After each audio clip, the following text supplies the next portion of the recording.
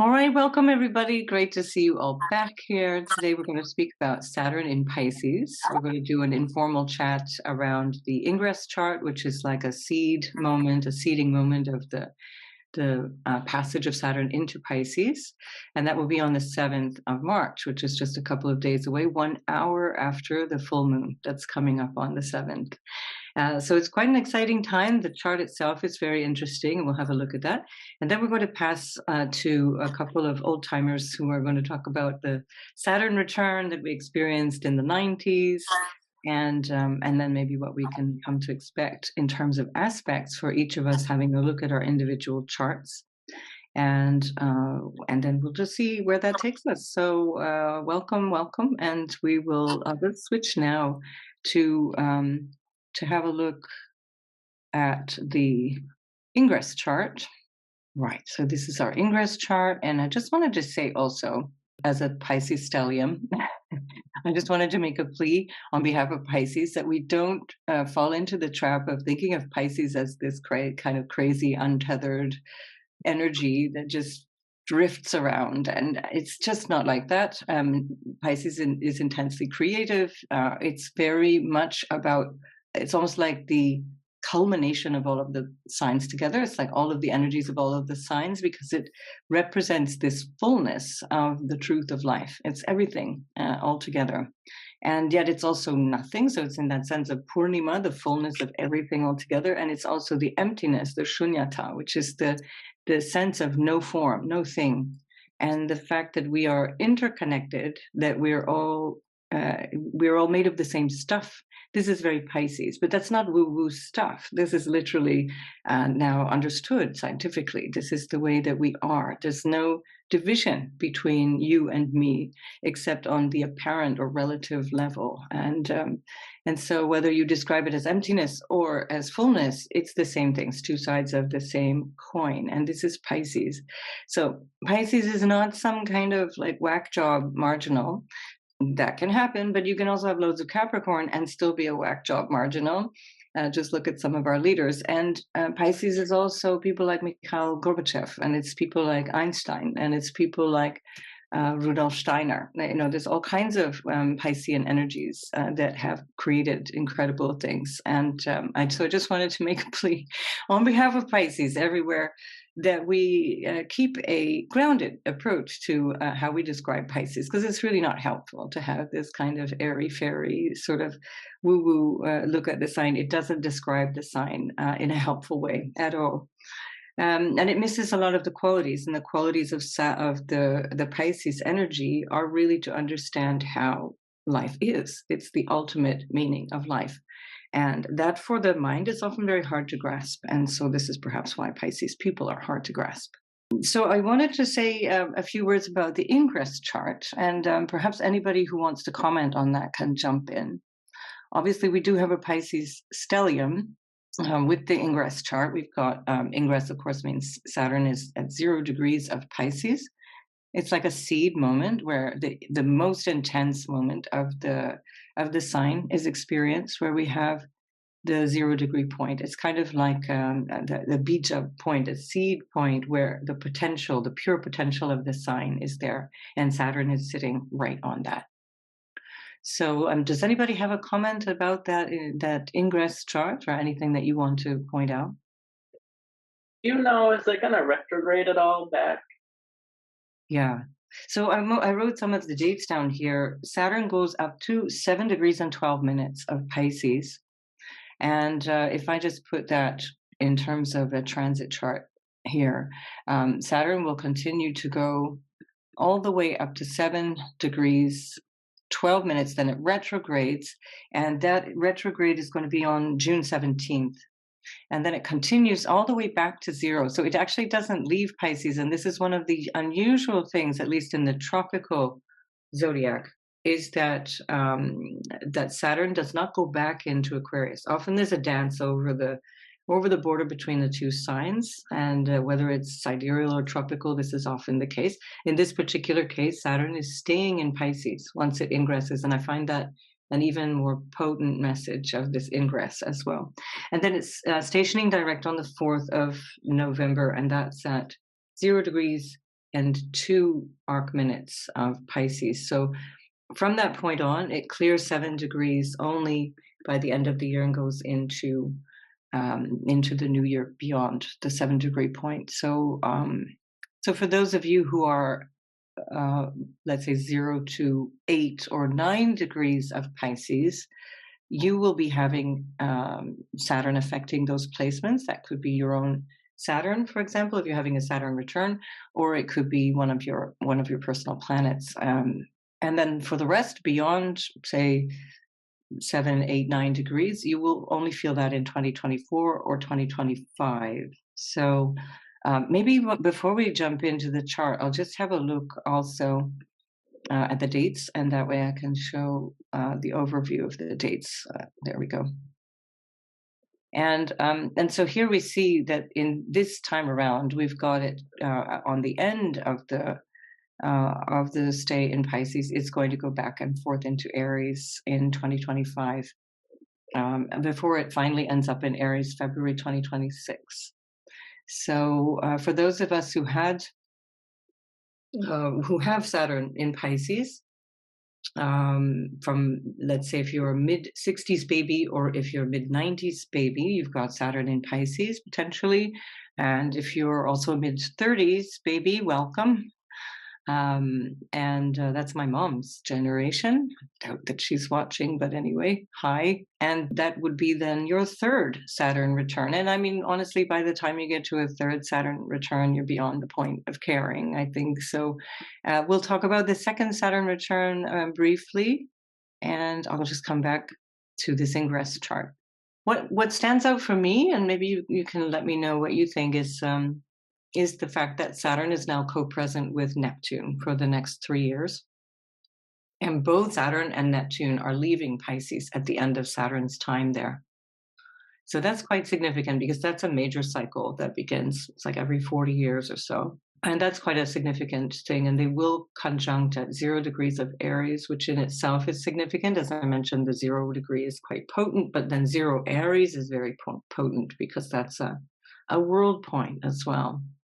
There's still also this lingering conjunction between Jupiter, Chiron, and I'm going to stretch it and say Venus as well.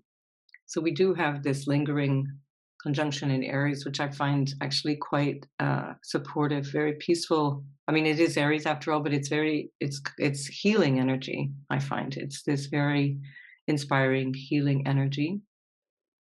The sun is in a sextile with Uranus. To me, that signifies a need for change, something fresh and very new coming in. And then there's the trine that's like, this is like a hangover from the full moon because it's only an hour later. And there's this trine between the moon and Uranus. So real fresh potential for how we're moving forward. And it's the birth chart, let's say, of Saturn going into Pisces. So this could be a very inspiring period of time. What else have we got? Does anybody want to? I see that the Mars will be soon squaring Neptune for the 3rd time. So that's been the story kind of coming to an end finally before Mars finally goes out of Gemini. So that's interesting. I don't know when the exact What do you think about that? What do you think about that square?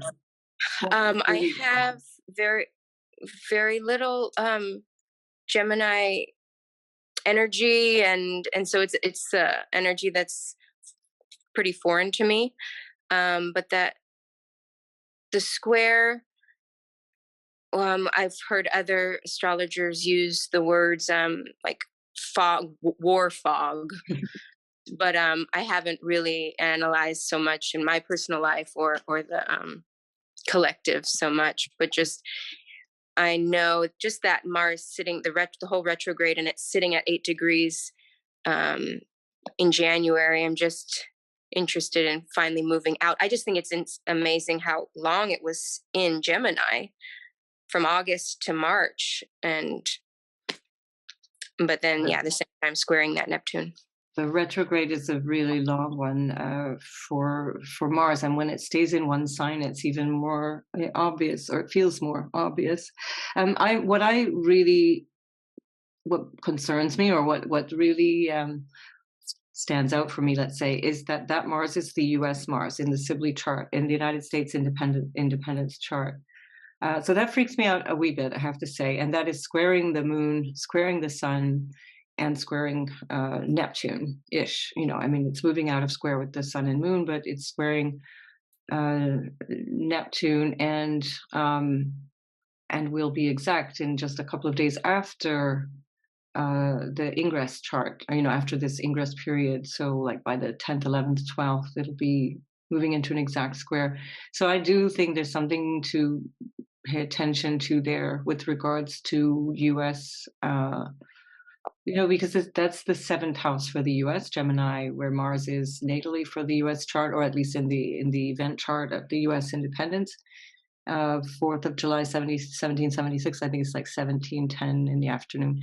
And that's, I think this is significant because we're not only just talking about now, this week, and the days ahead, but it's also setting up the next 3 years. So there's something here. Neptune doesn't give good guidance with regards to Mars. Mars is all about action. It's in the 7th house in the US chart. It's all about partners, how they deal with partners. And then Neptune is kind of making that not so clear. It's weakening. It's a weakening effect. It's weakening in the sense of potency, and it's also weakening in the sense of clarity.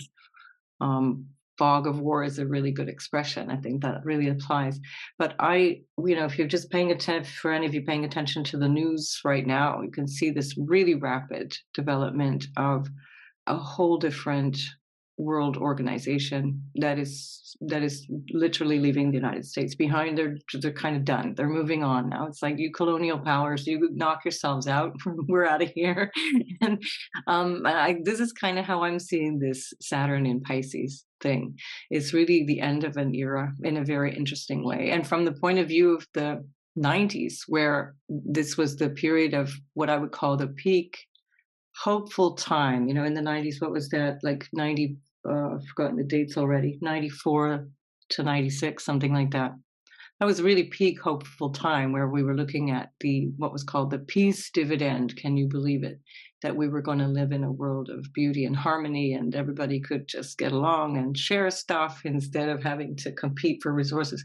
And that didn't last. And so then Saturn moved back into Aries after that, and then that was like, no, we're going back to this whole unipolar story that we've been living through for the last 30 years. So I suspect that story is going to get a review in the next 3 years. And distinctly with regards to the US involvement in all of that. What else have we got here? We still have the nodes now, still in the Taurus and Scorpio axis. That's the last time, because now after the spring, all the nodes are going to be moving into, so after July, the nodes are going to be moving into the Aries Libra axis. And by that time, Jupiter itself will be out of Aries and it will be in Taurus. And of course, Jupiter is ruling Saturn while it's in Pisces. Do any of you use the sort of modern rulers for Pisces? Do you prefer the Neptune, or do you prefer the Jupiter for Pisces? Traditional. The traditional? Yeah. Jupiter. I tend to borrow from both. I like to take from both because they So lend themselves to me. what do you think then about this co-presence between Saturn and Neptune in Pisces? Because then that makes that, I mean, obviously it's potent anyway, but it makes it even more potent if we see that as the ruler with Saturn in that spot. Yeah. I was thinking a little bit about that.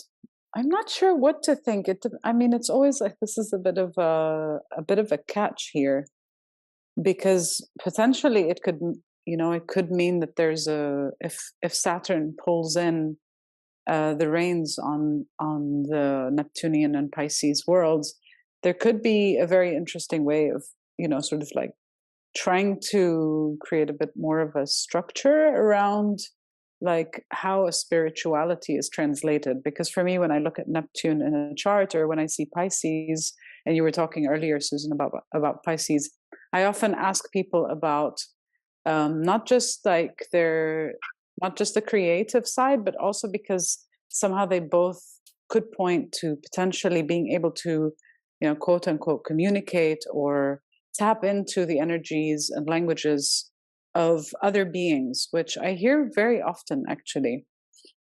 But because it's such a sort of a very ephemeral, quite as you put it, like something that you can't put your finger on because it's undefined, I wonder if actually Saturn would in this phase somehow try and find ways to at least describe these kind of experiences that we are sort of a bit tapping into a little bit.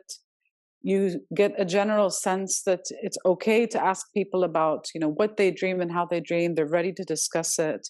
They're ready to talk about how birds, come and sit on their finger for no apparent reason.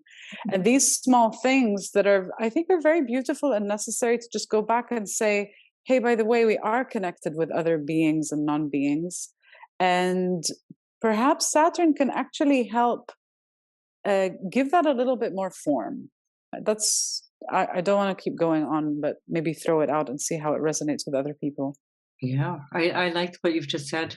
I do. I think that form, like the container, in a way that Saturn makes the container for the formless sort of. Because we definitely, since, what was it, March, I think, of 2011, we've had this Neptune in Pisces. And I've seen that, for me anyway, the way that I sort of obsessively follow news, it's just become more and more ludicrous over the last sort of 11 or 12 years. Like, we're just seeing now this propaganda is so blatant on all sides. It's like, before it was like, let's try and hide this, let's make this look good, let's pretend we're not doing this. And now it's just like, now let's ignore the fact that people can literally find out the truth 6 ways to Sunday, and we'll say this anyway. And this is like Neptune in the last decan of Pisces, and now Saturn is in there kind of going, I don't know, I think we do need to pay attention to the facts every now and then. And Saturn is right there. I mean, it's not an exact conjunction, of course, but it's a worthwhile conjunction to notice with Mercury right there too. And again, as Mercury in Pisces is in my own chart, I don't subscribe also to the Mercury in Pisces thing as being unable to think clearly and strategically, or whatever it is that people say about it. It's a different way. It's not the same structure of thinking, and you think in ways that are out of the box. You think in ways that are conceptually different. It doesn't mean you're not able to think. So I see that as something very informative as well, because that's right there in the inception chart. Yeah, interesting. Camille, did you want to say something? No, I just like the idea that you had mentioned that when Saturn is done and it'll be ushering with Neptune out into Aries, I think that is really something nice to look forward to, like really this new start of this, where they go around the zodiac wheel again. It's kind of ending, like you were saying, that era of, I think something has to come to a boiling pot of this, like being able to say whatever you want online. I think a lot in like terms of pop culture or like beauty standards, and this just out of control things that aren't based in reality, or like as far as even what young people are seeing and how they're raised on Instagram, or these trends, and at some point that needs to be contained, I would hope. And I do think that will be coming just from this symbology of, okay, eventually it will come to some sort of containment. But now that I see that Neptune will be out at the same time, I like that. That's exciting that they'll both be ending the zodiac story and starting again by the time Saturn moves out. So yeah. That's jumping the gun a wee bit, but my only problem with them jumping together into Aries at 0 Aries is like Saturn, Neptune in Aries sort of looks like chemical warfare, or it looks like, new ways of doing war.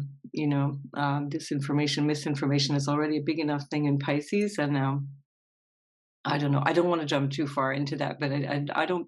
It's yeah. The mid years of this particular decade are really really tough. In many ways, that Saturn going through Pisces for me is a way for us all to kind of get real about what we believe and how we understand our role, or how we understand who we are in terms of the ultimate truth of who we are, so that it helps to fortify us against all the madness that seems to be happening all around us. This is how I personally take it anyway. Ronit, I'm really curious to hear your take on Saturn in Pisces. Can you give us some ideas about Saturn itself? So Saturn in Pisces would be a paradox. I almost like visualize this aquarium. So we take all these fish and we put them in a container and try and inhibit them. So Saturn is like the glass, is like the container. Yes, it's the glass container of holding the fish in water, and make it as comfortable as possible for the fish. So we decorate the container, we make it look like it is an ocean, and it's really hard to, having natally Saturn in Pisces. I find it a lot easier than having Saturn in Aquarius or Capricorn. It gives me freedom to move, but with boundaries, as opposed to being very strict and very rigid in the day-to-day life. It's almost like you can master creative expressions when Saturn is in Pisces, because Pisces gives you puts you in the realm of creativity and dream world and illusion and movies and games and all these things that are more sort of like flowy.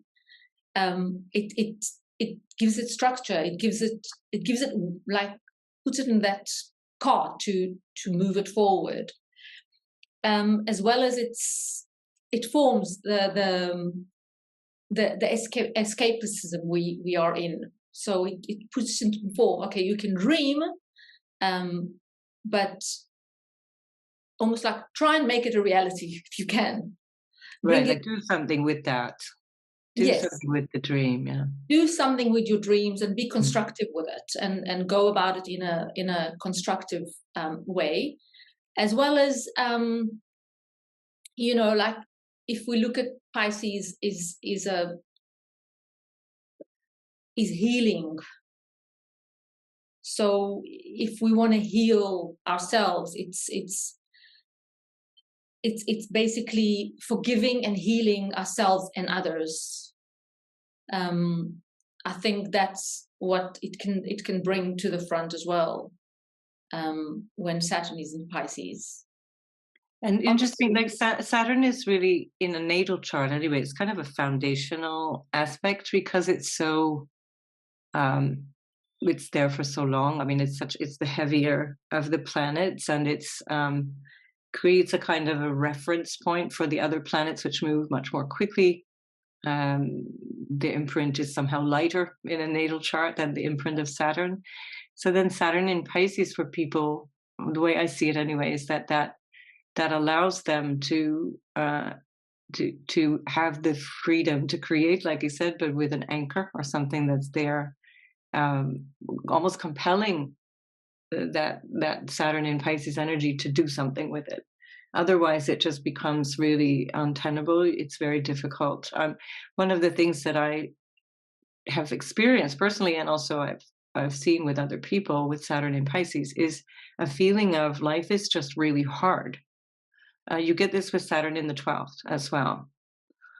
Just life is damn hard. And there's then your challenges, it's not that other people don't have challenges, it's just that the challenge for a person with Saturn in Pisces is to avoid the urge to drop it all, to walk away and say it makes no difference anyway. we're all going to die, we're all here for a blink of an eye, let's drop it, who cares, and walk away. And in fact, then the real challenge, as I see it, is that we use that container of understanding that, wait a minute, knowing that it's all fleeting, and knowing that it doesn't matter, and knowing that it's all temporary and all connected and all the rest, we have to do something with that. And it's in the doing something with that, making use of that understanding, that we then feel we can manage to live, in this crazy world, because then it feels like, oh, now there's a purpose to this understanding. It's like organizing chaos. Yeah, exactly. Yeah. So, anything else? Any other thoughts on that? So, Ronit, would you like to describe your Saturn return and give us some ideas of what happened for you? I'll pull up your chart, and we'll just have a look at your natal chart, so you can describe your experience of Saturn, and then you just let us know because that would have been, I'm guessing, at some point around 95, I suppose, when you had your Saturn return. Yeah, so my Saturn return was on the 18th of May 1994, and it's the day I got married. Wow. Did you know that at the time? I only found that out several months ago. Wow. And I have to go back to the 5 years prior, because I'm actually doing a repeat, not on the same style, but similar to my previous Saturn return. So it all started with a relationship, of a long distance relationship, which lasted 5 years, of moving between Israel and South Africa, and having a long distance. Before there was WhatsApp or telephone, like cell phones and things like that. So traveling many times backwards and forwards, trying to establish a relationship with someone who comes from a foreign country, foreign language, different religion, different background, and someone who I had met once, and I had no idea what am I dealing with. That's wild. And that actually, all that foreign stuff, it's very Saturn in Pisces as well. Oh, really? Yeah. Because Pisces it's foreign lands, it's faraway lands. It's that energy of what is not known to us. So that was 5 years prior to that, which I think Saturn was in Aquarius, which was in the 4th house, which means home. I didn't have a home. I moved forwards and backwards. So it was establishing, where am I going to live? And in 1994, I got married. But prior to this, when I look at Saturn in Pisces now, at what I've experienced, we came from different religions. Mm-hmm. And we had spoken about everything. Children, how are we going to bring the children up? I'm Jewish, I want my children to be Jewish, the Jewish are, they proud nation. And he came from a Greek Orthodox religion, and they also, proud. Very proud. And they want to have a lot of pride. So there's a lot of pride going on, and the ego was, in the mix. And then we came to a bridge of, we decided we're going to raise our children both. And I find that's Pisces in For Saturn. sure. Amazing. Yeah. The religion, the spirituality, how do we bridge our differences? And in the house of children. In the house of children. Mm-hmm. And so there it all come into the block of Pisces, Saturn, 4th house, 5th house movement. Obviously, everything is at the bottom of my chart, which means a lot of inner work in the 3rd and 4th house when transiting Saturn was moving through. And it was moving through Mars. It was conjuncting my Mars at one point, and my Venus, which are both in Capricorn. So there was a lot of work in progress and a lot of groundwork. And then when it moved, obviously, when I got married, I moved to South Africa. and I had 2 children, and I raised both my children, or we raised both our children with both our religion and both belief system, and we gave them the identities to become more tolerant and accepting of all humans in the world. And the ability to compromise in the name of love was a very Piscean way. That's amazing, yeah. And with Saturn in it, it was to build a solid foundation, a home, and create a family unit. So the Saturn moving into Pisces actually gave me the ability to create a home, a family. Yeah, because that Saturn is ruling your IC, right? So Saturn is the ruler of your 4th, and you're pulling that into this very beautiful vision for a family of multiplicity. Yeah. Acceptance, which is amazing in the 5th house. Yes, and Wow. I found that it was a long process. It wasn't something that happened very quickly, and it took many years to go through the process. But it was quite, and also Saturn is a father, Mm-hmm. and when I met my husband, on the day I came back home, and I told my father that I met someone, and he's not from our back religion, and his words to me were, it doesn't matter what he is, as long as he loves you and respects you, that is the most important thing. And he went to sleep on that day, and he never woke up.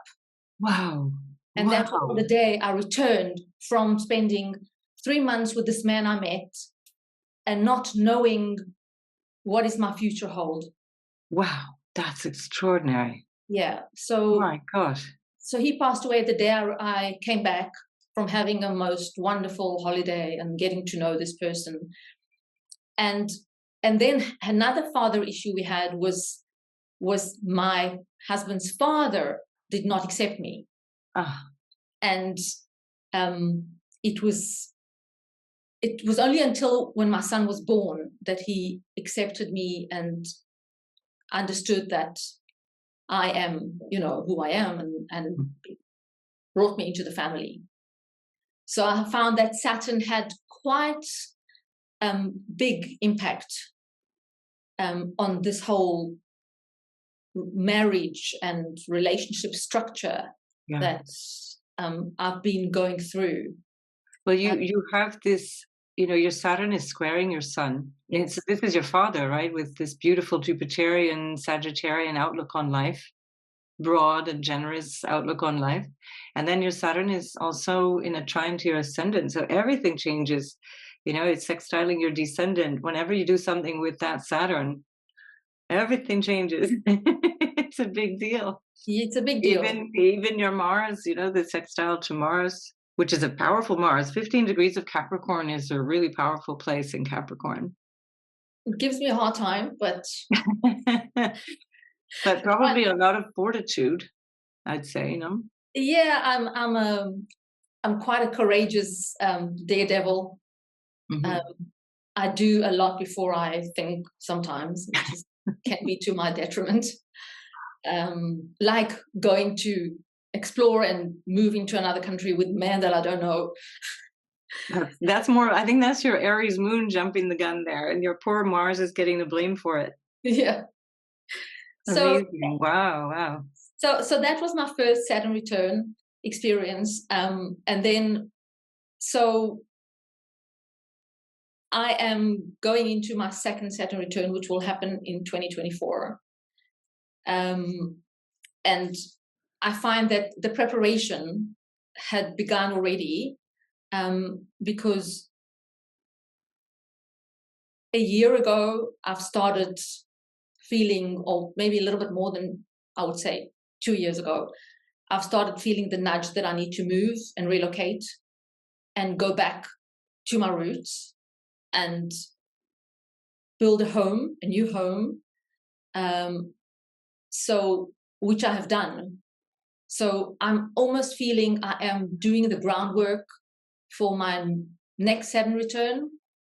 And although like I would have questions of why am I moving? What is the reason? Do you really have a reason? You know, I could have stayed and lived there and carry on as per normal. I just had this nudge. And when I look at my chart, I realize, in the transit, I realize that there is a reason why I have to come back. And I need to go back within, which I did in the previous year, to go back, which Saturn was in my 4th house in Aquarius, and realize what is it that deep in I need to work on and redo and repeat. And that the Uranian energy of Aquarius made me push through and complete the process, as I felt more courageous and taking sudden risks by moving. Also, Saturn in the 4th makes one work solo towards having my own home by myself, because I've moved by myself, and relocating, signing contracts, and it's also the house of karma, and maybe coming back home is the doing of what was undone, moving away from my family and my roots. I find it's like I'm closing that circle. So now it's the time that I respond to my ability. I learn the lesson rather than judge myself, and I have the opportunity to gain wisdom and understanding. And then in the next Saturn return, hopefully it will change the trajectory of one's life and give us the potential to take the opportunity and be open to new energies, to engage or act. Kelly Surtees says, the slow-moving planet, which includes Saturn, open doors to the deep shadows and work on profound metamorphoses. Saturn in Pisces becomes very spiritual, moving from material world into a spiritual one. So it's looking for a mentor to find true purpose. A creative work can become a honed skill, and I've been going into astrology and really, really pushing so hard since 2018 to just learn as much as I can. And the thing about Saturn in Pisces is that one can see life with rose-tinted glasses, but I don't see anything bad about that. And I think there's something else I've written. I feel that having Saturn in Capricorn and Aquarius in the past 6 years was tough on me, as I have Mars and Venus in Saturn ruled houses. And it felt I behaved in a more rigid way, and not being fluid and soft on myself. Very hard on myself with expectations of hope, of what life should be, rather than going with the flow, which I hope Pisces will provide. Brilliant. Yeah, I think your nudge is here with the Pluto nudging your Venus, which rules your 12th house of foreign lands, to leave, to say goodbye to, ruling the 12th. And then also just today, just now, we've got Venus on your moon talking about your house. So, yeah, fantastic. Thanks, Ronit. Does anybody else want to make a comment about what Ronit has described? I just thought the story was so beautiful. There's so much in there. Wow. Thank you for sharing. Thank you. Yeah, gosh, this connection with your father is deeply impressive. Yeah. I'm going to just share. And also just because I'm also Scorpio rising, so I have the same placements. So it was really nice, really wonderful to see her perspective and journey. And how that might shape up for you. Yeah, and just the last 6 years as well of going through the 3rd and 4th and It's not an But easy one, is it? When Saturn goes through the bottom of the chart, that's one of the more, I think, challenging where places to experience Saturn. It makes you feel kind of alone against the world. But it feels like there is it's a seed when it was down there, even in my previous one, and like it is now. It's when the soil cracks up and something starts to come out. Yeah. That's how it feels. I can feel it already now. I'm very intuitive, and I'm very connected to what's happening out there for some reason. And I can feel the change in the air. It's you have to trust, you really, really have to have a deep trust that things will change, and it will rise up, like it is like now moving into Pisces, and it's moving upwards rather than going down. Yeah, now you can start to see the sprouts. Yeah. It's not just the earth cracking, but the sprouts are going to grow. Exactly. I'm just going to show my chart to just describe my Saturn return, and then we're going to go into aspects around Saturn and how that affects other people and different aspects of other charts. And so, as I mentioned, I have this big stellium in the ninth house, a Pisces stellium in the ninth. And so when I had my Saturn return, it hits everything. Like one thing that happens when you have a stellium of any description is that nothing happens smoothly. Life is completely tossed up in the air, and then you just have to salvage what's left by the time the transit has passed. So whenever you see a chart with a stellium, you know that person goes through periods of latency, and then periods of complete and utter chaos, where it's just everything is thrown up in the air. So Saturn return was everything being thrown up in the air. I had studied when I guess I was studying at the time of Saturn moving through the 7th and 8th house in my chart. So the Saturn ruled Saturn was when I was in university. And then as I graduated and came to Belgium, so I studied in Toronto, I came to Belgium. That was just at the end of Saturn in Aquarius. And then as Saturn moved into my ninth beginning of 94, at that point, I knew I was still working at NATO, and I knew I needed to leave. It was just killing me. And it was one of those moments where you realize everything you had invested and everything that you thought you wanted to be and everything that you thought you sort of had envisaged for yourself had to be completely rethought. And the question was both financial, because the work was not just about what do I do, but it was also how do I pay the rent and all those other things. At the same time, I was living with my future husband, who was a year and a half younger than me. And so he was kind of dilly-dallying around, and I was getting a bit fed up with that as well. I was like, come on, I'm not going to hang around and try and figure out when you're going to be ready to get married. I'm going to move on. So when I had my Saturn return, I actually went to India. That was end of 1996. So it's actually beyond. I had just had my Saturn return, and then I that would have been at that time when Saturn was about my Mars, and probably Mars and Mercury. And I was just like, okay, if you're here when I get back, great, we'll figure this out. And otherwise, I'm out because I can't wait around anymore. So there was two parallel things happening. One was that my career was really, my whole life purpose was being questioned. This is ninth house. What do I do?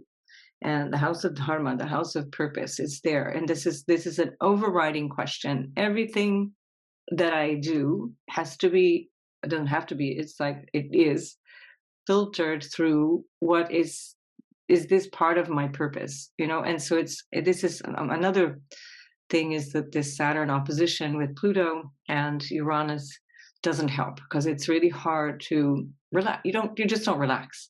You just have this feeling that you always have to be on purpose. There's relaxing is for another life.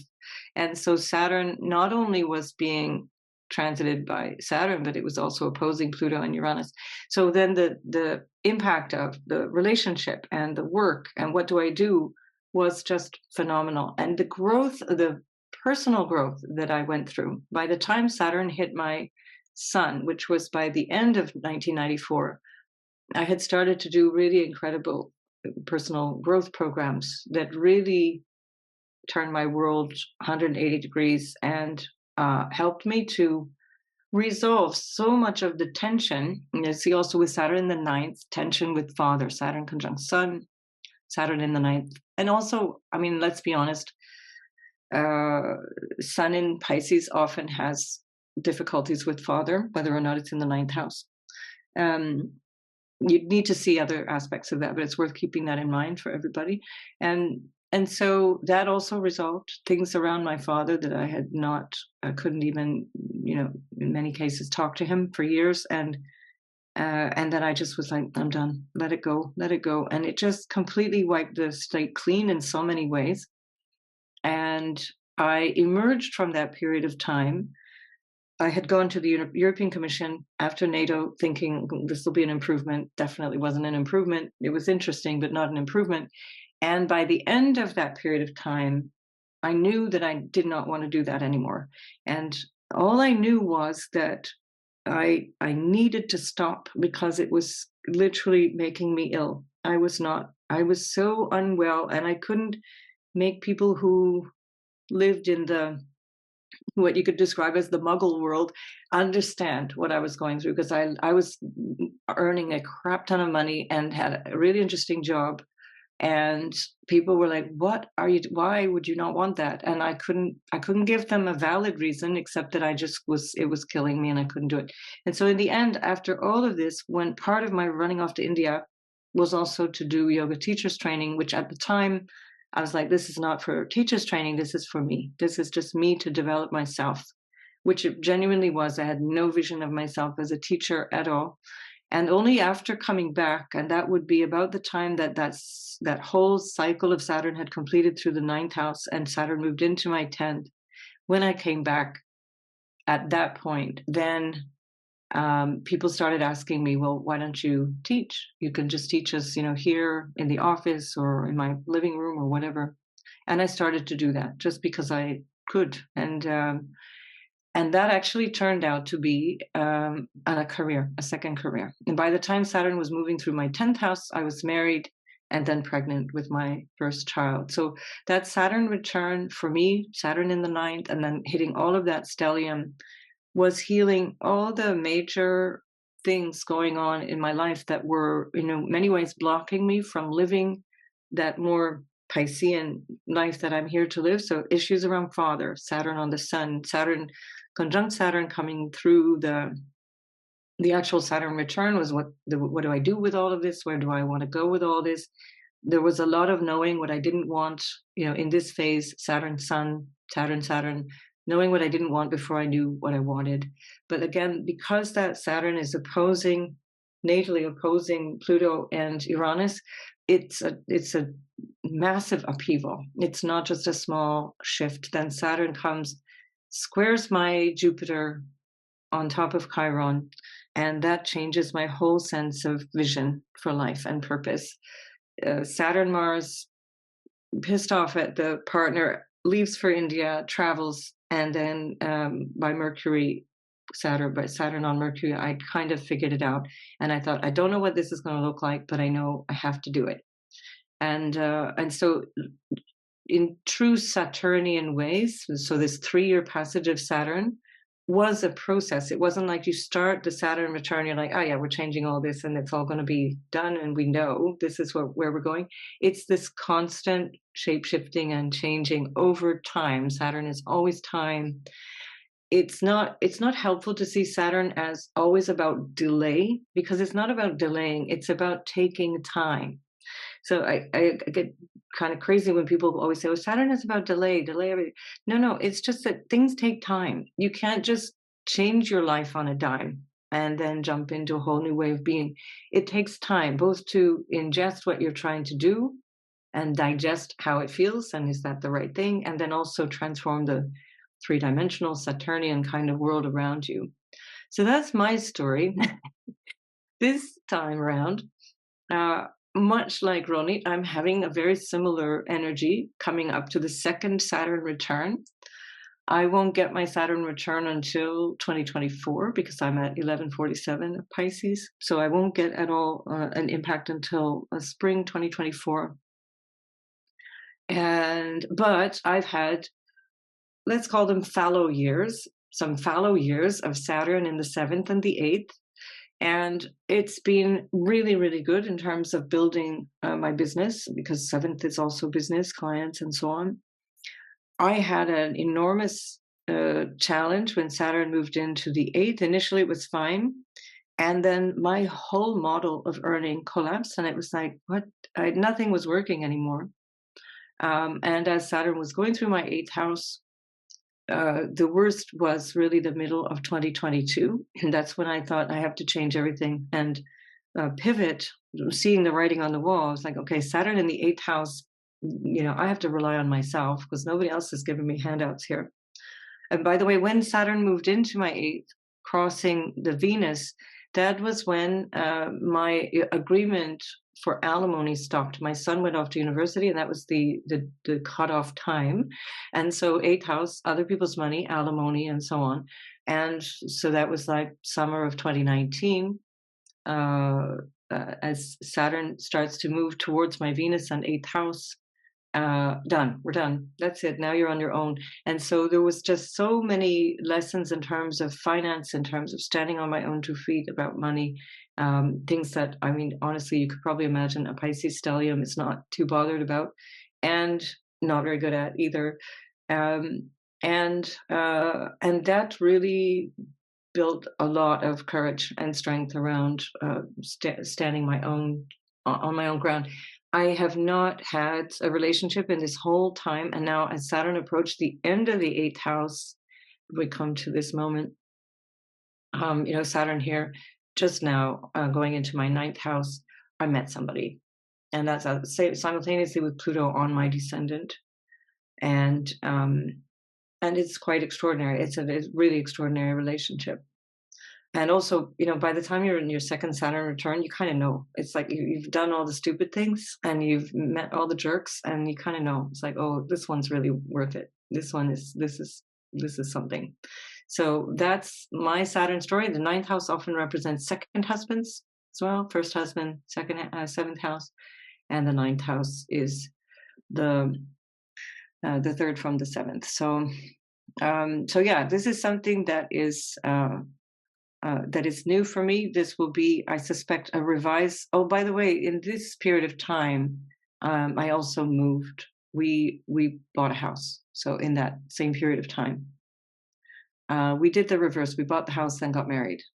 So that, I suspect, that's also part of this. I'm not intending to buy a house, certainly not on an astrologer's paycheck, but that will probably be me moving, which looks like soon. So there's my story. So maybe before I take the screen off, does anybody have a comment or something you want to add?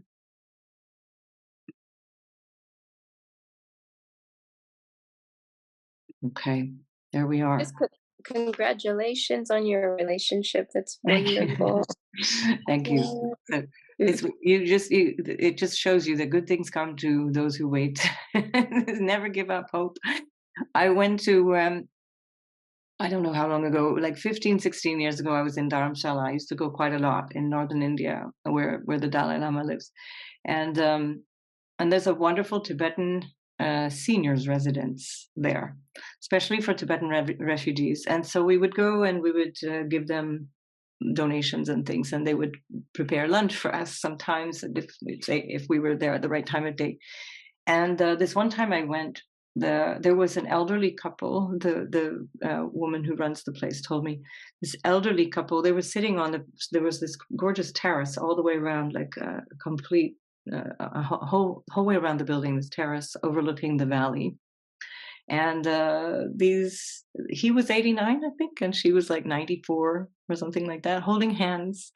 And this woman said they met here. They came as refugees only years before had never known each other in Tibet, and they met in the seniors' residence, and they were madly in love. They never left each other's side. And I thought in that moment, because that was just after I divorced, it was like the same year or the year after I separated from my husband. And I thought, okay, noted, never lose hope. Never lose hope. Even if it's in my 90s, there's still a chance. Me sitting on some terrace somewhere with some old guy, a younger man, holding his hand. So, yeah, never lost hope. And also, when I was 20, I had my palm read, which is one of the things that got me so deeply into all this stuff in the first place. And he said that I would have two husbands. That was something that, and every other thing that he said was true, came true. And so I just knew that was, I just needed to wait. So there we are. Never lose hope. Keep that in mind, everybody. So Petra, nice to see you. Thanks for joining. Great to have you. So Petra, just to scoop you in, we have just gone through, Ronit and I are doing we're having our Saturn returns. We're in our second Saturn returns. And so then we just thought we'd share our little stories about our first one and then what we might expect this time around. And now we're going to just have a look at Saturn aspecting different people's charts. So maybe whoever feels ready to jump in, you will all have your Saturn aspecting story. And so whatever you'd like, whenever you want to jump in, just say what it is that you are looking out for, what's on your radar in terms of this Saturn transit. Travis, would you like to tell us a little bit about your chart? I can pull it up while we're looking. Just a moment, I'll look for that. So go ahead and tell me a little bit about what you're looking forward to.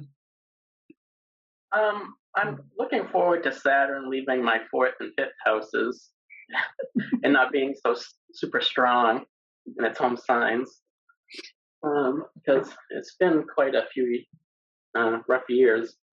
And I'm looking forward to it trining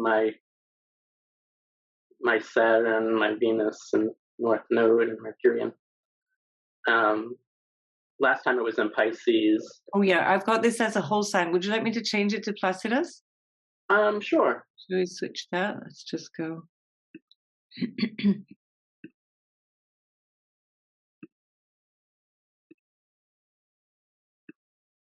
Okay, there you go. Yeah, so I have Saturn and Cancer conjunct my Venus, and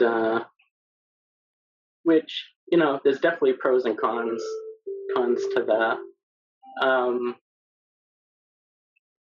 But last time Saturn was in Pisces, I was in art school, and I was majoring in illustration, and I found it very unsatisfying.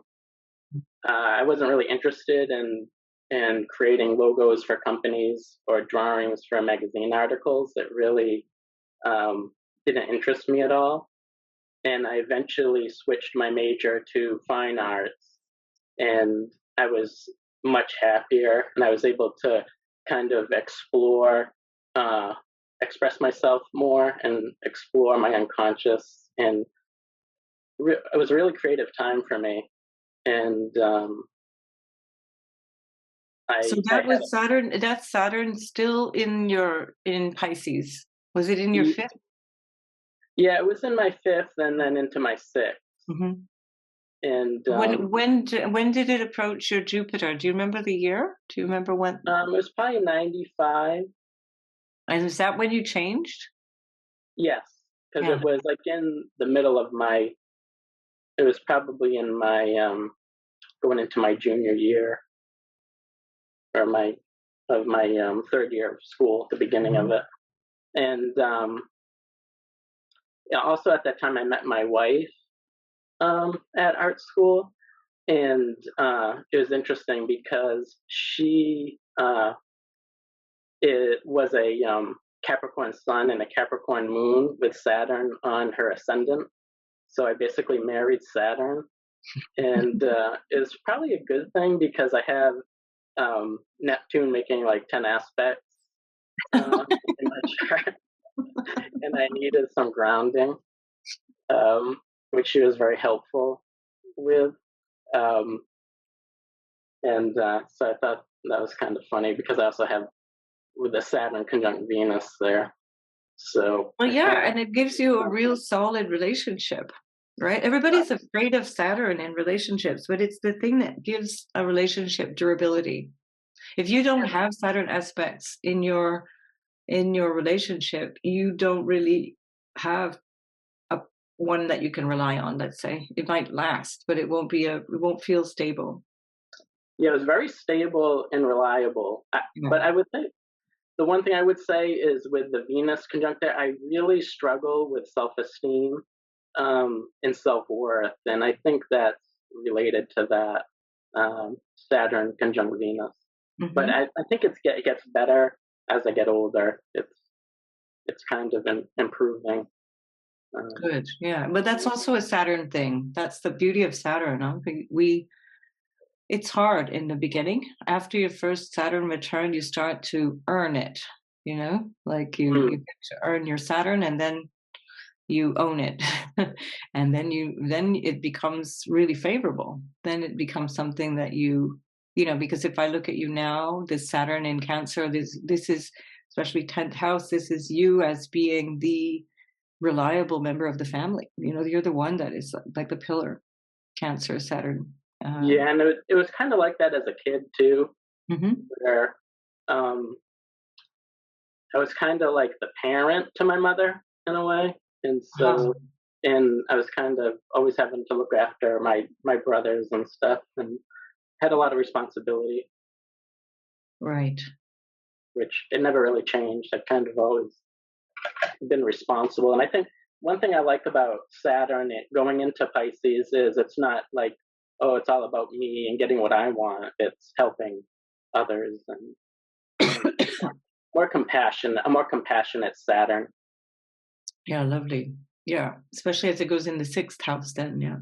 Yeah.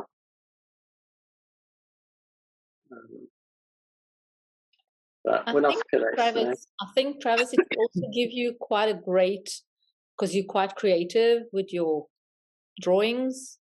And I think once it goes into Pisces, maybe you can build a business from it, or maybe you can publish something. Also, Yeah, because definitely. you have Jupiter there, so maybe it will make it, your creative boundary will sort of like transpire into something bigger. Yeah, I feel like I'm very driven with Saturn and my 10th house, and I'm always very motivated. And it's been kind of hard the past couple years, but I feel lately that I'm getting more inspired, and I'm been doing a lot of work, a lot of artwork, and I think as it moves closer and closer to Pisces, that I keep getting more ideas, and I'm more inspired, and so it's like I just have time in the day to do all the art I want to do. Also, because it's in your 6th house, so maybe your routine will be part of your Saturn will bring that creativity to your routine, and your daily routine will change, and you will become more pushed to do more of your creative stuff on a daily basis. Yeah, I really like the structure that Saturn provides because, like with all my Cancer and my Libra rising and my Neptune, I'm kind of, and I do have the Neptune square Mars as I can kind of get lost, and I need Saturn to kind of give me focus.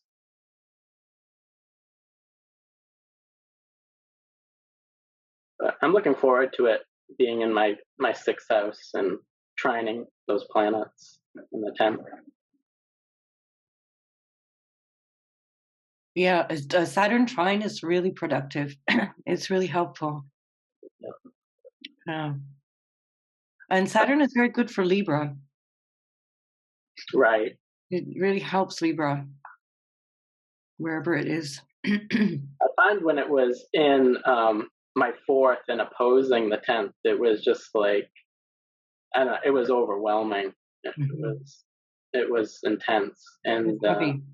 yeah, very heavy. It was not fun.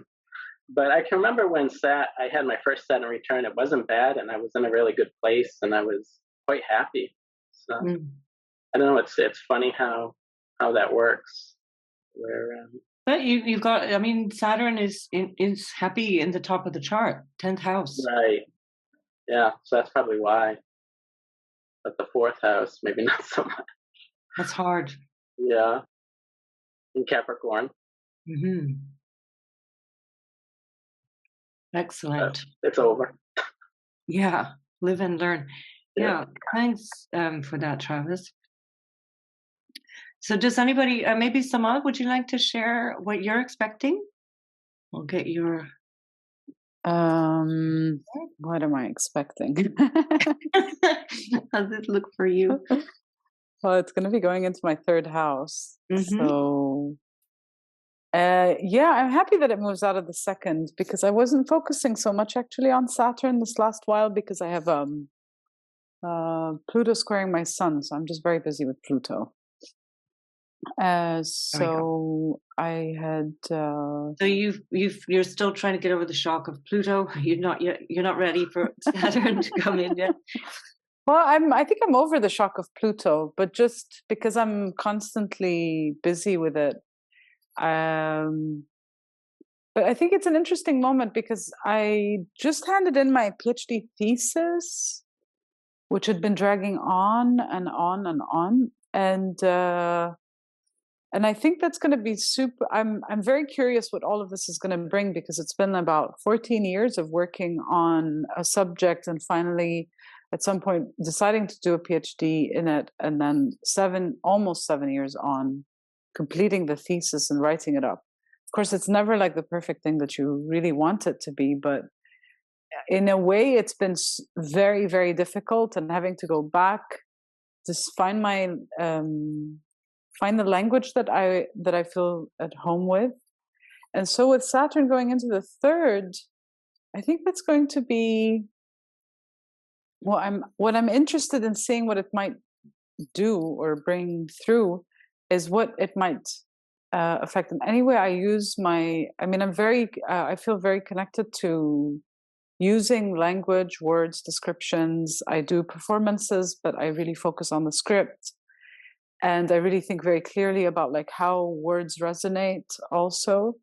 And that also affects the way I do my astrology readings. So it's going to be, I'm really looking forward to what kind of, what expansiveness might come through, because Pisces there and the resonance of Pisces might be picking up ways, as you put it, you described it earlier, Susan, was really nice, is that it might, it's not something it just has its own structure, its own way of interpreting things. And I'm really looking forward to that, because that could help somewhat in some way, maybe that, because if you look at the top of my chart, there's the Pluto conjunct Mercury, which took me a very long time to understand how to work with that. So I see that as powerful communication, especially on the midheaven. I mean, it's 7 degrees off, but the Mercury is close to the midheaven. Yeah. And that's something that comes through here in a slightly different way. It's really nice, actually. If this is like the ingress for the next 3 years for you, that creativity that is inherent in what you do is given a structure. And with the Mercury, the creative expression, creative words, and then of course the sun being there, it's part of what you do. It's showing you in that. You see, this is really beautiful for writing, and that's the way I see it. And of course astrology too, because third house is the practical stuff of astrology. It's the setting up a chart and understanding the skill of reading a chart, for example. The more creative aspects are a little bit elsewhere, but this is still very much applicable, and you've got that. this North Node in the 11th, for example, and that's going to be trined by Saturn this year, twice, 3 times. So, and even in fact, I mean, it won't be exact, but you're going to have a conjunction to your rather a trine to your conjunction of Mars and Uranus. Something really big and different in communication is coming in there. I can feel it happening anyhow, I think. Yeah. There is that sense of there's maturity, there's something, yes. I mean, generally, I think what I've heard also from what other people are saying is that there's a feeling that something is coming up, that we're preparing a bit. Yeah, it's all shifting, and some people are also like a bit out of balance also. So I'm really looking forward to how this materializes for some friends in the coming weeks. Yeah, so those are my thoughts on it. Great. Yeah, and you've still got the North Node and Uranus in the 5th as well. So that is a reverse nodal return coming up for you in a month or so. Wow, this is quite a year, man. This really looks like a year. Yeah, I'm constantly thinking. Yeah, that Pluto though. We'll save that for another time. Yeah, I'm sorry I missed the Pluto session. With your chart, we should do a whole one just on your chart. My God. Anything else from about Samah's chart or from anybody else?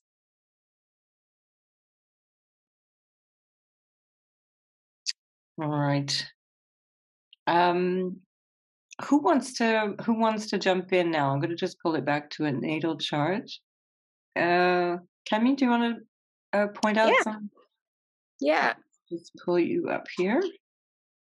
I'm looking forward to the shift. I love Piscean energy with my Pisces sun, and I'm always excited for change. So 30 years ago, I was 11 to 14. So,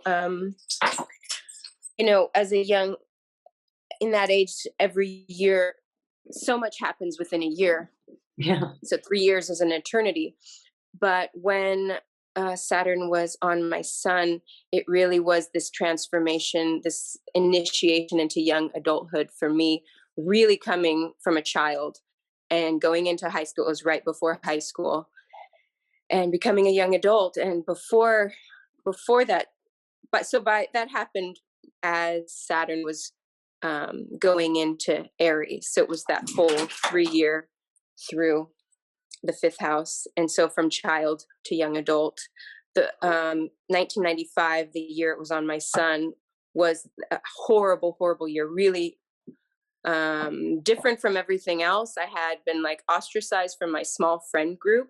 So in junior high, it's like you have friends, everything is wonderful, and then you don't know why, but then you're out, and you have no friends. And life is horrible. And in 8th grade, I mean, I will always remember how bad it was. But again, then the summer right before high school, a couple of things happened. And it was through creativity. So the 5th house, I played saxophone, and I was like, this band asked me if I would play saxophone and sing for them. And so when I went into high school, I went, and then I was in this band, this ska band, and it changed my life completely. I went into the school with friends because I was in this band, and I was a new person. It was, so it really was this very potent transformation after it moved over my sun. That's beautiful. And I really want to emphasize that positivity, although I'm sure at the time full of challenges too, but because a lot of people get very nervous about Saturn sun. Like often the questions I get, what's going to happen to me? Saturn is crossing my sun. Yeah. It's a beautiful change of individuation, right? It's a new phase of individuation. Yeah. Anyway. To always to get through that and know there is the other side. And it's a maturation. Like you can't stay the same identity, right? There's no growth in staying the same. For you, that impacts your emotional life immediately. Whatever happens to your sun impacts your emotions very powerfully. And then with the trine too, like to what's Your in ascendant. Scorpio. And then right before that, I was mentioning before we were recording, so my IC is at 27. Yeah. So I follow a lot in my Saturn cycle, the IC, the DC in my life. I've seen huge transformational times at the angles.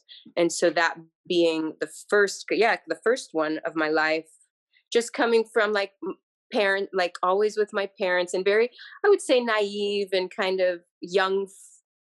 I mean, I was only 11 and 12, but it really like a normal child. You were a normal child. Exactly. You were a normal child, not naive. You were perfectly normal. Yeah.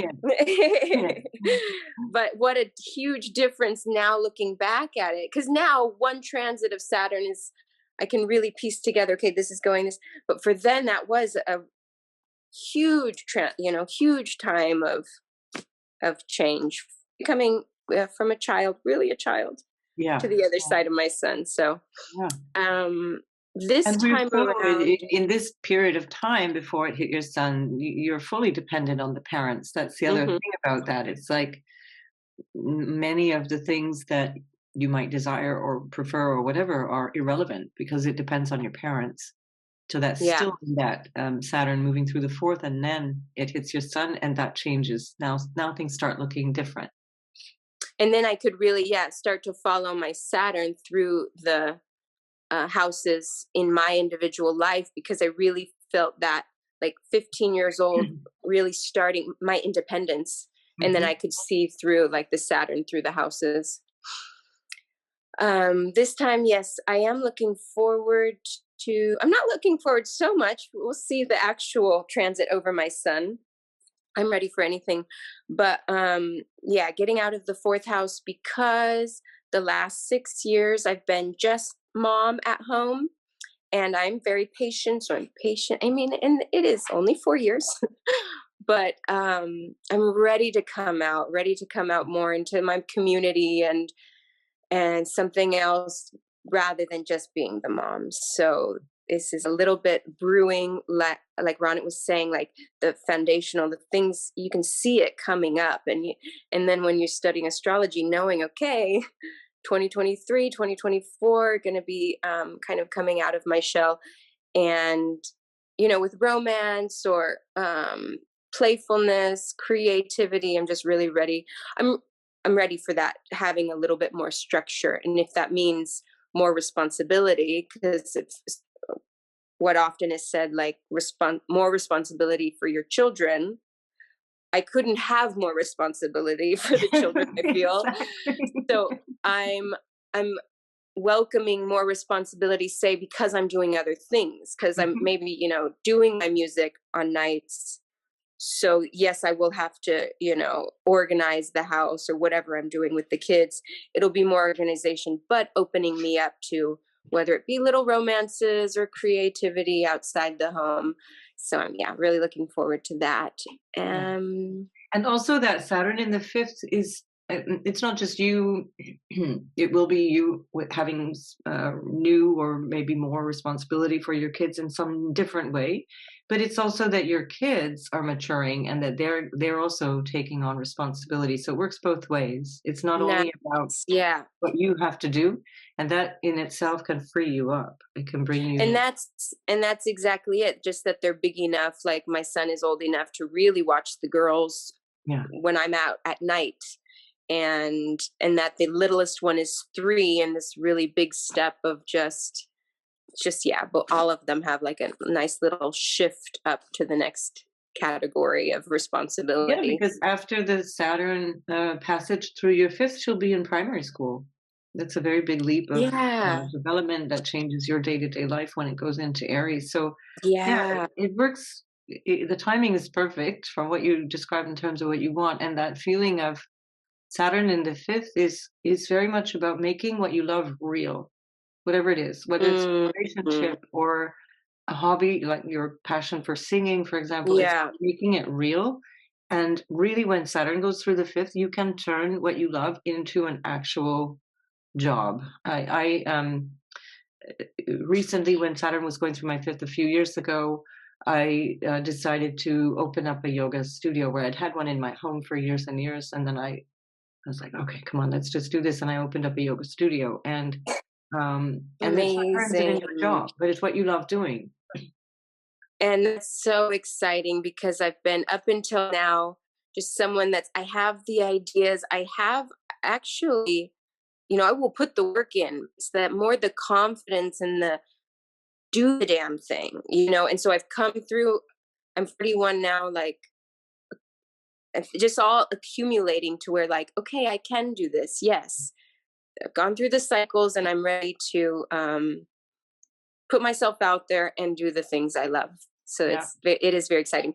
And actually, I just signed some paperwork to do a yoga instructor's course in May. It's a 3-month course, so I'm adding that to my licenses, and that's exciting. So we'll see what happens in the next couple of years. I still have to. Fifth house is sports. It's especially in Pisces, it's like things like Tai Chi, yoga, that kind of thing, Qigong, that kind of thing, which is like nice random sports. But fifth house is definitely sports and studies. It's a house of students in many ways, so it's a good time to study with Saturn through there. And I have a couple months of Jupiter in the 6th too, of just health and fitness, busyness, and also enthusiasm for your day. Basically, enthusiasm to get things going, which is quite nice. Jupiter kind of brightens up the day, it makes things a little nicer. And then and then if the idea is to discover new relationships, then Jupiter going through the 7th can really help you with that, especially because it's in opposition to your natal Jupiter. So nice.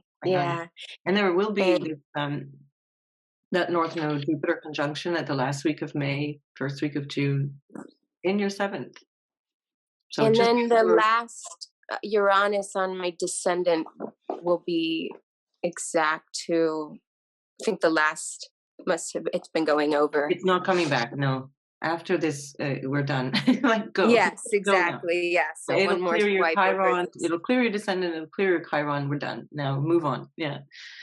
So you've changed maybe the way that you feel about relationship, or the type of person that you'd like to be in relationship. Exactly. Yeah. But I think that North Node Jupiter thing, May is interesting because it's going to be squaring your Venus and home and Pluto.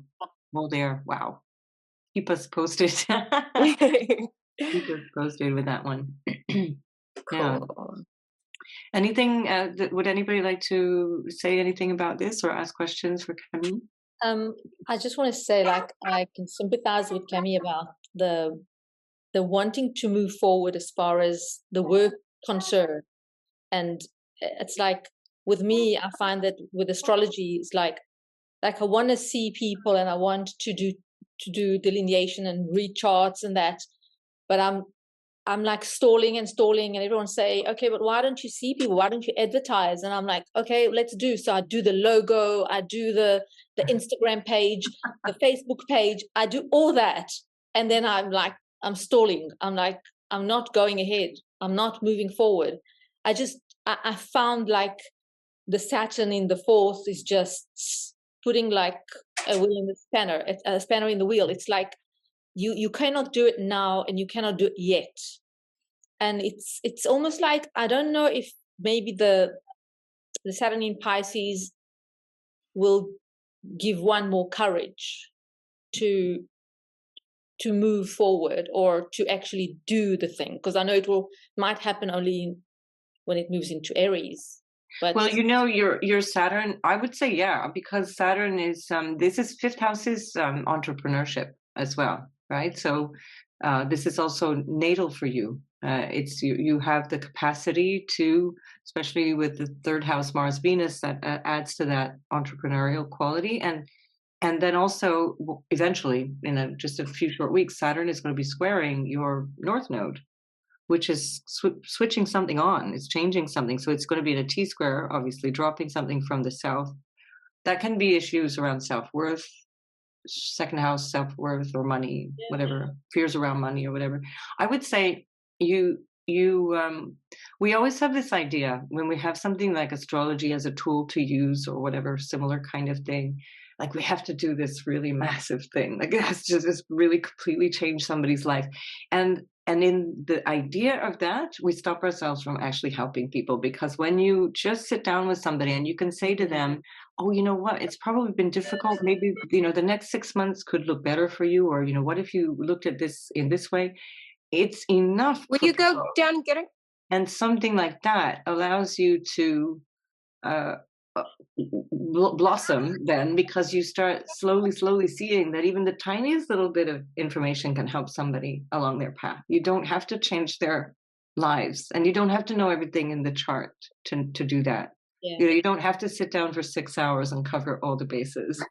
And, yeah, sorry. So that Saturn going through the 5th, from what you're saying, for me, is a way of saying this is the time to take that passion, the astrology, and make that work for you. Make that, it's going to require it, the logo and all that stuff. That's a kind of a distraction. It's nice to have a logo, but honest to God, I don't think anybody has ever come to me because of my logo. I don't think. I would love, if somebody has, please let me know. But I suspect that the logo is one of those things that is like so far down the list of what people actually care about. It's what you can bring to that person in that moment. And if you just throw yourself at it, and including doing silly things like, and I'm not suggesting silly in the sense of undermining your capacity or even what astrology is, but just that you propose to a friend that they bring 4 people around. You have a cup of coffee together and you just do like flash readings. You do a 20-minute reading for each person off in the corner. I tend not to do these things publicly, but that you propose something like that. And the more that you do that kind of thing, it trains you to think in the moment, and it trains you also to see things pop out of the chart. And that gives you confidence then each time you do a new reading. But with Saturn going through the 5th, especially with Saturn in the 5th natally, this is the moment to pivot, especially because that's in the T-square to your nodes. I find it's a lot to do with confidence. Sorry. Yeah, confidence. Exactly. But that's why you have to keep the stakes low in the beginning. Keep the stakes really low. 15. In my past experience, I'm so like, I just do it. I'm like the Nike ad. I just do it. I got into businesses and to adventures and things that I never had any concept or idea about, and I just run with it. Mm-hmm. And I learn on the go. Yeah. But with astrology, I find that, I'm not an authority yet. So I need Saturn to give me the authority. Well, and also I think that's healthy, to be honest, especially with a lot of the stuff that's on social media or on YouTube. I see people as just like, you're about 10 years away from being ready to really talk about what you're talking about.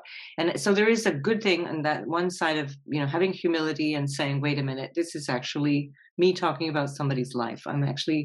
This is not a party trick. This is something that actually matters, and I can actually influence somebody's, especially if a person is vulnerable. We have to really be careful. We're taking on karma. Like, this is for me the very deep understanding from the Indian tradition of what the role of an astrologer is. You're taking on the karma of the person that you're reading the chart for. So you'd better have good intentions. You'd better at least know what you're talking about and have good intentions. So a little bit of hesitancy is healthy, but at a certain point, then we have that analysis paralysis thing, and it's not helping, because you're not only not helping yourself, but it's not helping other people where you could. You see? I also was thinking, I just wanted to riff off that for a minute, because we also know that Saturn has 2 energies, right? One that restricts and pulls back. And that's easy if you recognize it and you fall into it. But the other one, I feel like sometimes we can ask planets to give us their, in this case, their capacity to help us create structure. And then for me, and what's always helpful is like, what kind of structure would I? Because the reference point, like, how do you build confidence? Mm-hmm. And with Saturn, I think this is a really beautiful one also, is because it's the planet that if you move slowly and you find that each step is solid and feels comfortable, then you will probably keep going, and rather than having to repeat, or might have to repeat a little bit. But I think like generally when we're thinking about Saturn, for me, it's very important to ask ourselves a question of like, so, okay, what kind of structure do I need to make me feel good, grounded, safe, that I'm not cutting the corners, and that I'm doing something that at least is not sort of encouraging it. In Arabic, we say, you kind of give it air. It's like a bit of fire, like you give it too much air, like you give it too much of its space of like, no, hold back, restrict, don't do it. And instead asking the planets to give you direction on, okay, I think I've done all the groundwork here. I've put the bases, which is also for Saturn, creating structures with a very solid foundation, a base. And then how can I go up and build just another small layer? And I was just thinking about that as you were speaking about this feeling of, like we fuss with the small things like the logo. And I had a similar experience. I think, okay, I'm going to put on the website, and I'm going to do Instagram, and then I'm going to do like a little card. And then I was like, I didn't, I like played with those. I was like, okay, if you really want to do this, Samah, do it. But then I started to just do what Susan was saying, is just like offer, like now I do my workshops in art academies, and I offer students the option to have an astrology reading, a 40-minute one. And indeed, there's a huge responsibility because I'm getting a lot of incredibly powerful stories, and people open up and they, and sometimes you need to like, there's crying and you hold hands and exchange and everything. So I feel like it is an enormous responsibility. But it is what, I think thinking about Saturn is thinking of like, what kind of structure do I need to move forward? Is a nice question. And I like your your idea of incrementalism as well, which is just that's Saturn. That's that slowly moving forward. Also with Saturn, which is Chronos, which is the Lord of Time, and I take divine timing into consideration, and always looking for signals from different areas of life or the universe of what is the divine timing. So Saturn with time, it's maybe slowly moving forward, but it's slow but steady, rather than rush into things. So I think often, and especially because we're just now looking at the Ingress chart with Saturn, and a few of you have already said this, there's a feeling of it, it's already coming. This is the thing, it's coming. That moment may not be exactly there, but the fact that you're feeling that coming means that you're preparing for the moment. And then the moment comes and you seize the moment. Like I see Mercury just 2 degrees off your Saturn. So within a couple of days of this Ingress, so late this week, Mercury's on your Saturn, and then like a trigger like that. Usually it's a faster moving planet, the moon, Mercury, something like that, that triggers something changing. And so you can then say, well, what the heck? Just call a friend. Let's do this thing next Sunday afternoon. I find the opportunity to speak like today with you, which is I find it's a wonderful way of expressing, and it's an honor for me to take part in it. And having an opportunity this evening and participating in another group, I find that is almost like the path is being like slowly going towards finding momentum. and the doing momentum is there now. Yeah, inevitable. Yeah, I have a little anecdote of like along exactly the same lines, like Ronit was saying, like kind of reading the synchronicities, or ready to move if the opportunity shows up. And 2 days ago, I realized I have a very good friend. His birthday is on April 4th. And I thought, oh, he's got the sun at 14 degrees Aries. And oh my God, and then Chiron is there, and Jupiter, and Venus was so close. I wondered what he's going through. And this is all coming to my mind. It's a friend I speak to once a year. And I'm thinking, oh, I don't think he's into astrology. He's open. But anyway, I was going to say, I got to call him, see how he's doing in his life. I have to. And I didn't. The next day, he texts me, do you know any podcasts on astrology you would recommend? Oh, no And way. I called him like, wow, okay. So I'm even, the signs are in my face and I'm still like, oh, backing up until they're just slapping me right in the face. And so then we had this beautiful conversation. He's really into young. And so he's getting into different, anyway, it was, that just happened a couple days ago. So the signs are definitely clearly in my path for. Yeah. Fantastic. Yeah, I think this is it. It's often our, programmed shyness or our childhood shyness or whatever. And Saturn, one of the things about Saturn is that it forces us to step up. You just have to. This is like, okay, come on. Nobody else is going to do this. You have to be the one to show up here. And I find that that usually pans out in people's favor. When they do show up, when people show up fully, and just say, wow, super way out of my comfort zone. And here I am anyway. I'm going to do this thing because for some reason I'm just compelled to do this thing. And that's that Saturn energy. And then it's like, oh, I could do that thing. It did work. So fantastic. Anything else? And before I think we want to hear from Petra. Petra, are you still with us? I hope Yes. you are. Yes, super. I'm going to pull your chart up here. Yeah, maybe a few words, Mm-hmm. because I love the word, because I have my Saturn in the 5th house. Mm-hmm. That you say making what you love real. Mm-hmm. And I think this is the sentence I can really say to the word when it comes up to my life. When I do things, took me a long time to really get confidence with it. But as soon as I'm clear, doing the things I love and feeling the power of my words, because I have this opposition to Mercury in my Saturn, when I realize that my words, sometimes I don't find words for things, but when I'm clear, then things are open up and things get manifested in my life.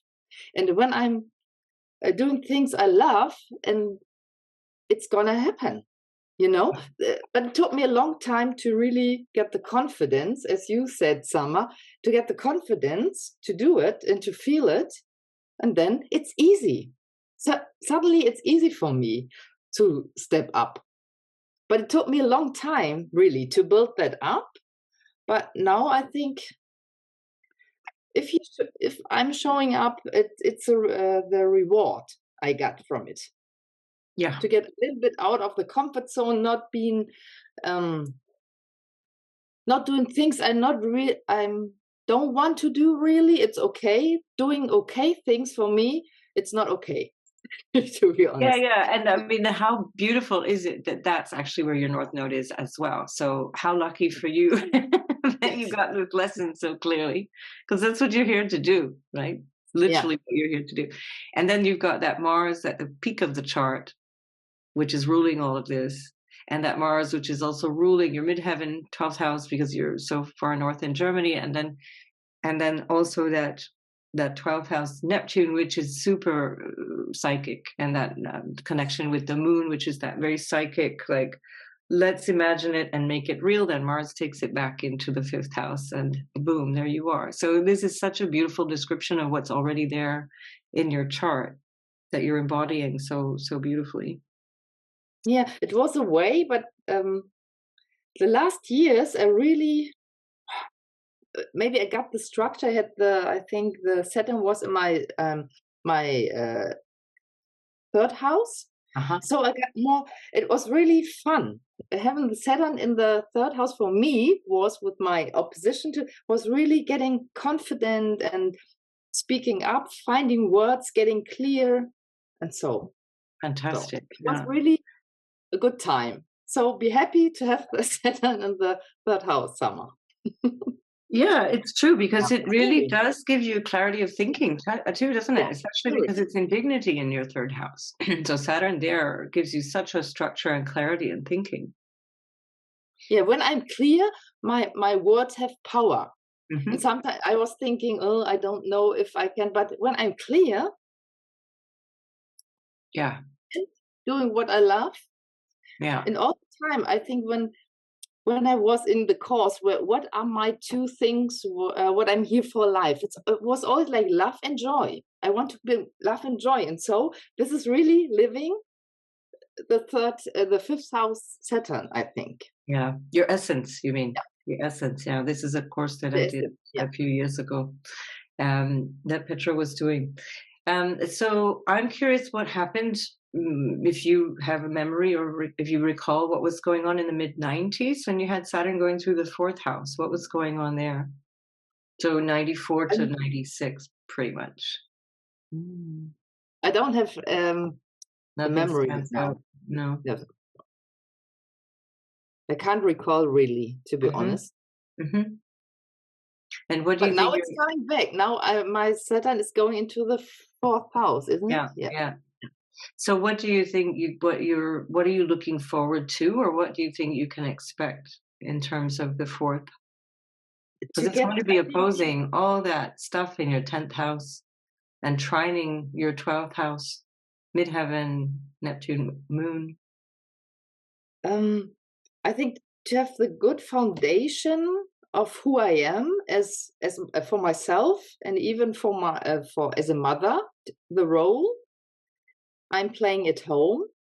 Yeah, I think it's getting more. I think I can feel the structure even now that I'm in a good place to build that structure for me, to have the deep structure inside of who I am and I'm at home. Maybe there are some changes, who I am as a mother, that I'm more happy with it. First, when I got my children, I was like, oh, I don't really know. I want to do my way, my things. But as more as I be there in the moment, I'm enjoying it. Mm-hmm. So maybe it's more that I can be there at the place where I am. Mm-hmm. And how your kids are teenagers now, I guess? Yeah, 12 and 16. Mm-hmm. So by the end of the Saturn passage through the fourth, they're going to be quite independent. Both of them, right? The 16-year-old will probably be off to university even. Yeah. And then the Saturn going through the fifth will be a whole new cycle with your kids again, coming up to your Saturn return in Aries. Yeah. You're going to have a trine with Saturn sitting a bit on your midheaven, because when it stations retrograde, it's going to station at 7 degrees and 12 minutes, and you've got your midheaven at 7:02 and your IC at 7:02 in Taurus. And so it's going to be trining your midheaven, sextiling your IC. And so that's it's going to, because it goes so slow, it slows down. So it's going to approach really, really slowly in June. What was the date again? 17th of June, it's exact, that it stations retrograde. And then it approaches probably for let's say the better part of the month, from the end of May, that you're going to feel that energy really, really strongly, May, June. And then it moves away, coming all the way back to roughly where it is today. And then it stations direct on the 4th of November, and then it'll clear that point again by the beginning of 2024. So like January 2024, you get this kind of recall. What now with this trine to the midheaven? It's interesting because the South Node and North Node are both right now, as Saturn ingresses, it's right on your midheaven and IC. So it looks like something's different that's calling you in terms of what it is that you do, that you're moving away from something, moving towards something else. It could even be a physical move of house, or transformation around something to do with home. I should think you'd be feeling that quite powerfully in the next week, because it's going to be exact in a couple of days actually after this. So we're only filming this on the 5th, so we've still got a few days before we really feel this full impact. But let's say this week should be very interesting. Definitely take notes. Take notes of what's going on, because that's going to give you an idea of what's coming then in June, when Saturn is trining that and then sextiling your IC. Okay. Yeah. And then, of course, you have Saturn opposing Mars. It's not long because Saturn goes quickly at that phase. Like now, you'll have Saturn opposing Mars now. You'll feel it already. And then it comes back and opposes Mars. And you might feel it more in November because that's about when it stations. It's going to be just a couple of degrees away.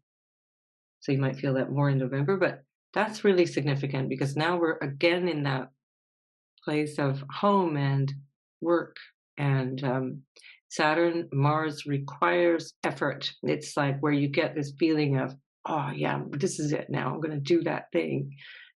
It gives you enormous willpower and drive, which you have natally anyway, but that it's going to trigger something. Saturn is going to trigger something of that 10th house Mars, which is going to show up in your work. Yeah, I'd be surprised if you didn't make some kind of big shift in your work and home environment. Yeah, I will tell. Yeah. I mean, Saturn in the 4th anyway, as Ronit said earlier, can be working from home. It's like settling and creating something of a foundation within the home. So maybe you decide you set something up that's a bit more substantial in terms of working in the home. That could be like that. That would be very much in line with all of this. And then the rest, you won't really have to deal with the opposition of Saturn to the other bigger planets in your 10th until the end of 2024. But that will be significant too. So exciting times. Does anybody else want to say anything about Petra's passage here? Well, this has been, I always find these talks really interesting. I love chatting about this stuff. So I'm so happy that you do too. And thank you for being here. Do we need to say something that we forgot? What have we forgotten about Saturn in Pisces that we didn't yet say? Has anybody, have you got something that you're thinking of? It'll come to us in a typical Piscean way. It'll come around 2 a.m. as we're in our dreams, in our REM basically. sleep. Yes. You can type it in the comments. I just wanted to say in a general way, in terms of the passage, I looked at the aspects for this year, 2023. The aspects are not so bad for Saturn.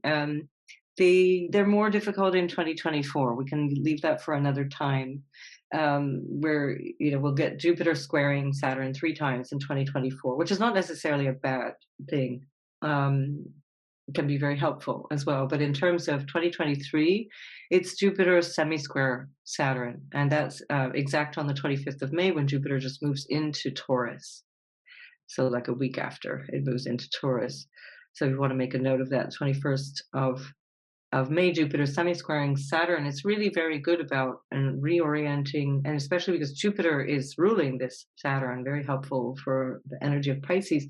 That's like reorienting your beliefs or your sense of purpose in terms of what it is that your Jupiter and Saturn are representing in those Taurus and Pisces places. And for the rest, I think it's actually a pretty, what we could call a clean Saturn transit, because Saturn is just not aspected in a difficult way by the outer planets. It's off, the pressure is off of the square, the Uranus square is gone. It's now going to be by a sextile by sign. It won't be exact for like 2 more years, I think it is, if I've got that. I didn't write the date down, but it's a while off anyway. We don't have to think about that till the end of 2024 into 2025, I think, when it's actually a sextile. And so I think in many ways we can use that energy much more sort of purely, if you like. And then Jupiter is going to go through the rest of Aries and then into Taurus for the 2023 passage of Saturn through Pisces, and up until May 2024. So that's quite a lovely Jupiter to be ruling this Saturn. So I think we can bring a lot of personal benefit to this placement. Globally might be a different story. It's still going to be stuff around money. values and money. I'm just checking my notes to make sure that I didn't miss something. I think that's it. So thank you all so much. And we'll see each other at the next full moon, and we'll see then what that moon brings up for us, and we can relay our Saturn in Pisces ingress stories then as well for the anecdotes. All right. Thanks a million, everybody. Thank you. Thank you. Bye. Bye-bye. Bye.